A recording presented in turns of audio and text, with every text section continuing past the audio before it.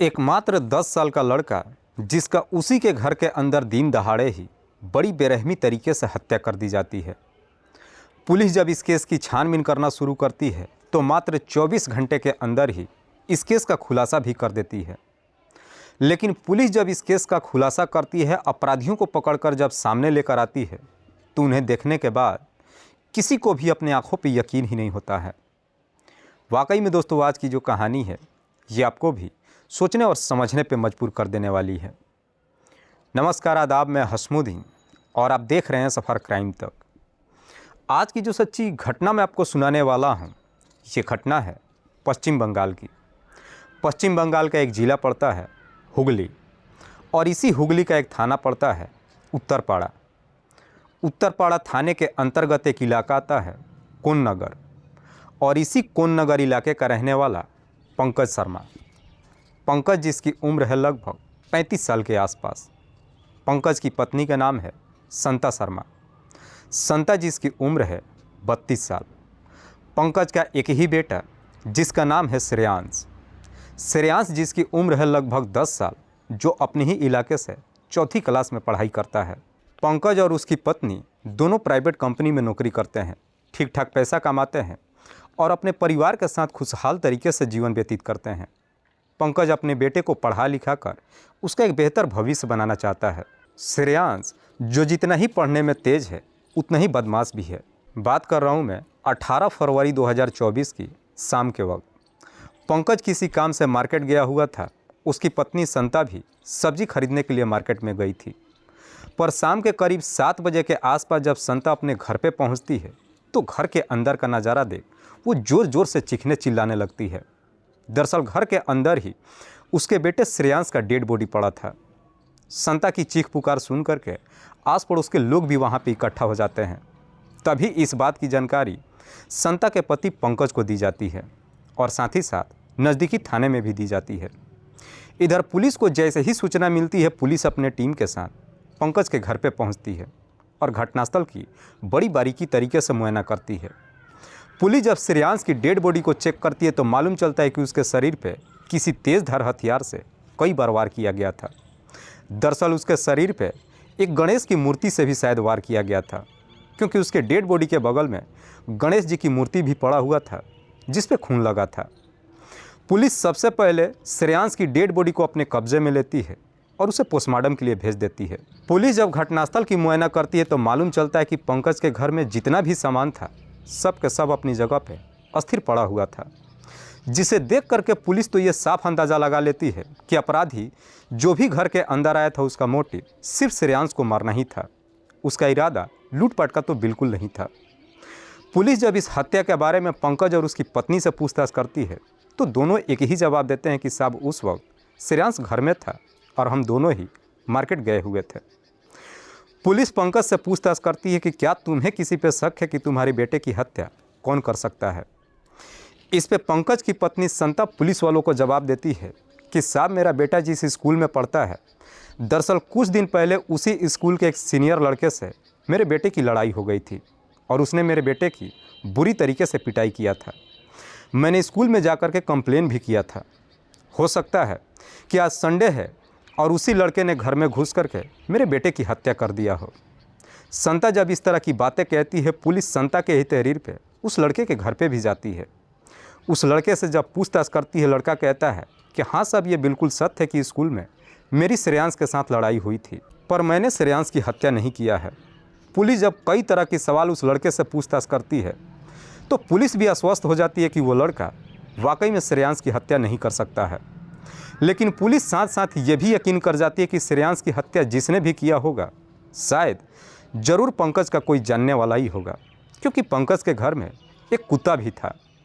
Police जब आस पड़ोस के लोगों से पूछताछ करती है कि क्या आप लोगों ने किसी अनजान व्यक्ति को इस घर में आते जाते देखा है, आस पड़ोस के लोग कहते हैं कि नहीं साहब, हमने किसी को भी इस घर में आते जाते नहीं देखा है।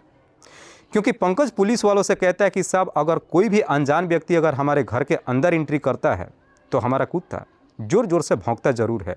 आस पड़ोस के लोग कहते हैं कि साहब, हमने कुत्ते की भौंकने की आवाज़ तक भी नहीं सुना, जिससे पुलिस पूरा यकीन कर जाती है कि जो भी घर के अंदर एंट्री किया होगा वो ज़रूर पंकज के जानने वाला होगा। पुलिस सबसे पहले अज्ञात अपराधियों के विरोध में धारा 302 के तहत मुकदमा दर्ज करती है और फिर इस केस की छानबीन करना शुरू करती है।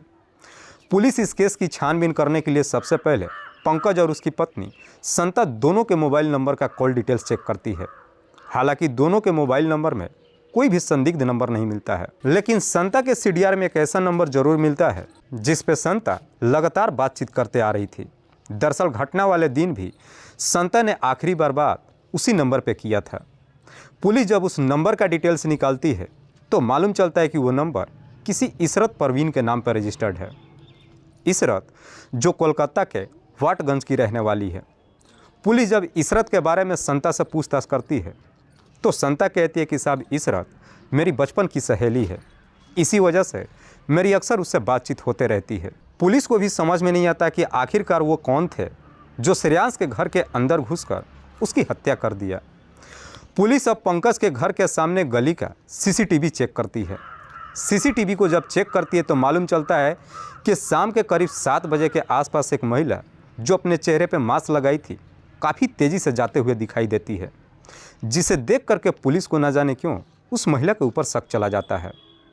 पुलिस जब उस महिला के बारे में पता लगाने की कोशिश करती है तो मालूम चलता है कि वो महिला कोई और नहीं बल्कि संता की ही सहेली इशरत परवीन थी।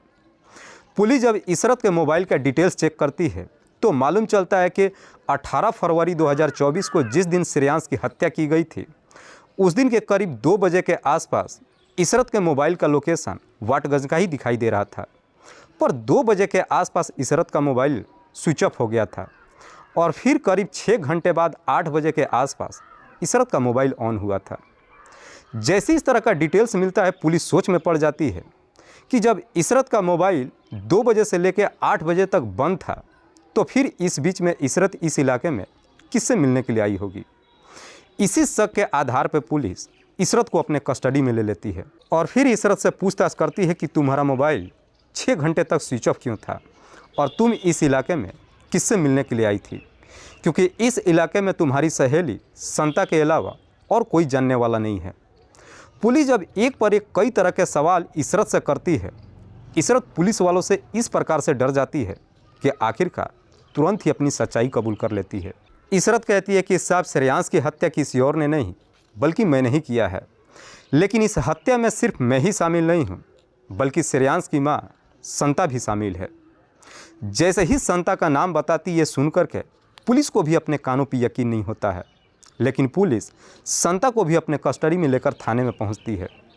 इधर संता जब थाने में पहुंचती है और अपने सामने अपनी सहेली इशरत को जब देखती है तो संता भी समझ जाती है कि सारा मामला ओपन हो चुका है। इसीलिए संता अपनी सच्चाई कबूल ही नहीं करती है बल्कि इस हत्या की पूरी कहानी भी बता देती है।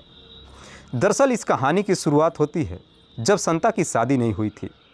दरअसल संता और इशरत दोनों एक ही इलाके के रहने वाले नहीं हैं बल्कि दोनों ही बचपन की खास सहेलियां भी है। संता और इशरत एक साथ ही पढ़ाई करती है, लेकिन जैसे ही जवानी के दहलीज पे कदम रखती है दोनों के बीच में इस कदर से गहरी दोस्ती हो जाती है कि संता और इशरत के बीच एक दिन समलैंगिक संबंध बन जाता है। एक बार जब इस तरह का संबंध शुरू होता है उसके बाद से ये सिलसिला शुरू हो जाता है। हालांकि इस बात की जानकारी किसी को नहीं मालूम चलता है, पर जैसे ही कुछ दिनों का समय गुजरता है इधर संता के माता पिता उसकी शादी पंकज शर्मा से कर देते हैं। संता शादी कर अपने ससुराल तो आ जाती है, अपने पति के साथ भी रहने लगती है, पर बावजूद इसके अपनी सहेली इशरत को कभी भूल नहीं पाती है। जब भी उसे मौका मिलता है इशरत को अपने घर पे बुला लेती है। जब कुछ साल का समय गुजरता है आखिरकार संता एक बेटे को जन्म देती है जिसका नाम श्रेयांश रखते हैं। कुछ साल तक अपने बच्चे की बेहतर तरीके से परवरिश करती है। उसके बाद से संता भी एक प्राइवेट कंपनी में नौकरी करने लगती है और फिर अपने बच्चे को एक बेहतर स्कूल में दाखिला भी करा देती है। पति पत्नी दोनों नौकरी करने लगते हैं, ठीक ठाक पैसे भी कमाने लगते हैं, सही तरीके से जीवन भी व्यतीत होने लगता है। लेकिन इसके बावजूद भी संता को जब भी मौका मिलता है अपनी सहेली इशरत को अपने घर पे बुला लेती है और मौका निकालकर अपने ही घर के अंदर दोनों समलैंगिक रिश्ता बना लेते हैं। हालांकि ये बातें ज़्यादा दिनों तक नहीं छिपती है और आखिरकार एक दिन इस बात की जानकारी संता के पति पंकज को मालूम चल जाता है।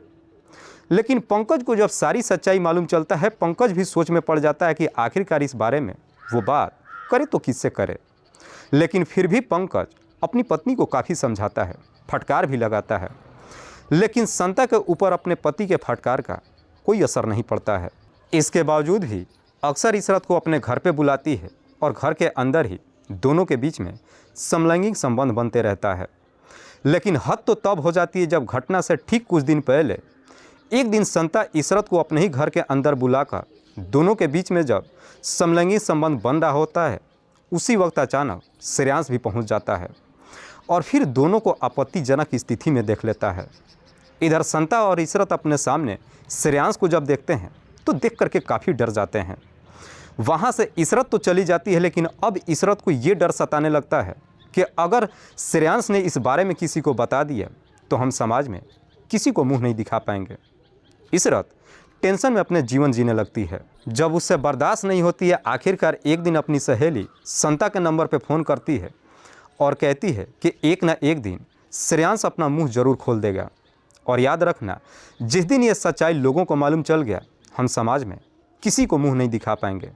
इसलिए हमारे पास मात्र अब एक ही रास्ता है, तुम्हारे बेटे को हमेशा के लिए इस दुनिया से हटा देते हैं।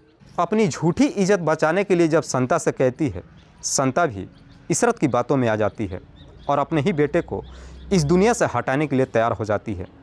उसके बाद से संता और इशरत एक सही मौके का इंतज़ार करने लगते हैं। 18 फरवरी 2024 को संडे का दिन था। श्रेयांश स्कूल नहीं गया था। उसके पिता शाम के वक्त मार्केट में किसी काम से गए हुए थे। इधर दोपहर से पहले ही संता अपनी सहेली इशरत के नंबर पर फ़ोन करती है और अपने प्लान के तहत घर पे बुलाती है। इशरत जब संता के घर पे जाने के लिए तैयार होती है तो अपना मोबाइल करीब 2 बजे के आसपास स्विच ऑफ करके अपने ही घर पे रख देती है, क्योंकि इशरत को मालूम था कि अगर पुलिस इस केस की छानबीन करती है तो पुलिस अपराधियों तक पहुंचने के लिए सबसे ज़्यादा मोबाइल का इस्तेमाल करती है। अपने षड्यंत्र के तहत मोबाइल स्विच ऑफ करने के बाद सीधे संता के घर पे पहुंच जाती है। उस वक्त श्रेयांश भी अपने घर के अंदर ही खेल रहा था। जैसे ही इशरत इधर शाम के वक्त संता के घर पे पहुंचती है, दोनों मिल करके श्रेयांश को पकड़ लेते हैं और उसके बाद से संता अपने ही घर के अंदर से टूटे हुए टेबल का एक लकड़ी लेकर के आती है और अपने ही बेटे के सर पे काफ़ी जोर से वार कर देती है, जिसकी वजह से श्रेयांश काफ़ी गंभीर अवस्था में वहीं पे गिर जाता है। लेकिन बावजूद इसके श्रेयांश की मौत नहीं होती है। श्रेयांश की जब मौत नहीं होती है, आनन फानन में ही अपने घर के अंदर रखे हुए गणेश की मूर्ति उठा करके लाते हैं और उसी मूर्ति से श्रेयांश के ऊपर हमला कर देते हैं। लेकिन इसके बावजूद भी श्रेयांश की मौत नहीं होती है। ये दोनों अपने आप को तसल्ली करने के लिए संता फिर से अपने घर के किचन में जाती है और किचन से एक तेज़धार हथियार को लेकर आती है और उस हथियार को श्रेयांश के हाथ पे चला देती है और फिर उसी तेज़धार हथियार से श्रेयांश के ऊपर एक पर एक कई बार वार करते हैं, जिसकी वजह से श्रेयांश की घटनास्थल पे ही मौत हो जाती है। उसके बाद से संता इशरत को उसके घर भेज देती है और थोड़ी देर के बाद खुद भी घर से बाहर निकलती है और मार्केट में चली जाती है। थोड़ी देर के बाद जब मार्केट से वापस अपने घर पे पहुंचती है, अपने बेटे की डेड बॉडी को देखकर जोर जोर से चीखना चिल्लाना शुरू कर देती है। वाकई में संता जब ये पूरी कहानी पुलिस वालों को बताती है तो इसे सुनने के बाद खुद उसके पति पंकज को भी अपने कानों पर यकीन नहीं होता है कि एक माँ ने ही अपने ही बेटे को मार डाला है। फिलहाल पुलिस ने इन दोनों आरोपियों को अपने कस्टडी में लेकर इन दोनों पे गंभीर धारा में मुकदमा दर्ज करके जेल भेज दिया है। दोस्तों, इस पूरी घटना के बारे में आप क्या सोचते हैं? आप अपनी राय हमें कमेंट बॉक्स में ज़रूर दीजिएगा। तब तक के लिए जय हिंद, जय भारत।